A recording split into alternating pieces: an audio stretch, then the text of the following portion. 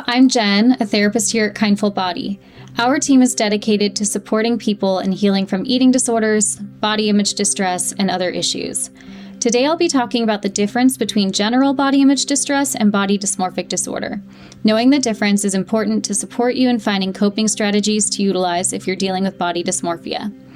Body image issues are relatively common in the general population. This is something that many people struggle with at some point in their lives.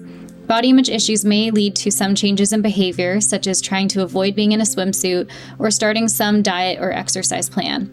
However, while general body image issues are unpleasant, they do not typically dominate the person's life, and their perception of the issue is not drastically unrealistic.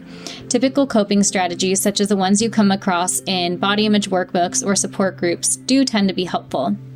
On the other hand, body dysmorphia generally involves an extreme preoccupation with at least one body part that can upend the person's life.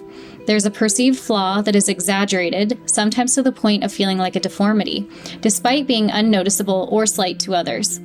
A person with body dysmorphia may think about or body check the part for at least 1 hour per day.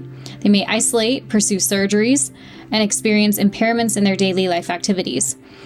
What's interesting is that the DSM, which is the manual that mental health providers use when diagnosing, has body dysmorphic disorder listed in the section that covers obsessive compulsive and related disorders.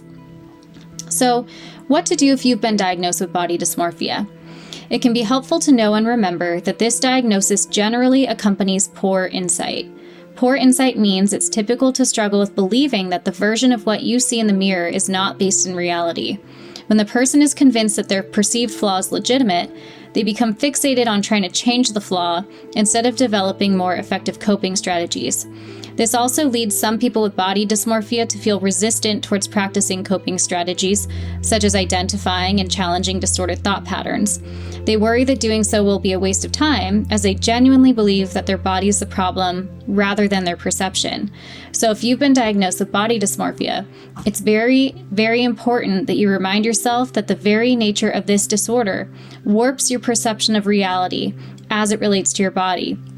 While body dysmorphia is not technically a hallucination, you can liken your experience to having a hallucination to support you in not treating it as reality. Doing so may be the very first step in reducing anxiety enough to begin breaking out of behaviors such as obsessive body checking rituals.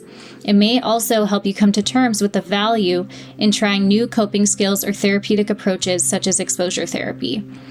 So thank you for taking the time to listen. If you or someone you know is struggling with food or body image, Kindful Body is here to help.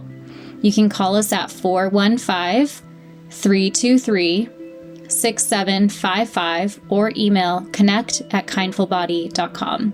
And as we move forward in the holiday season, I hope you're able to carve out the time and space needed to focus on yourself. Take care.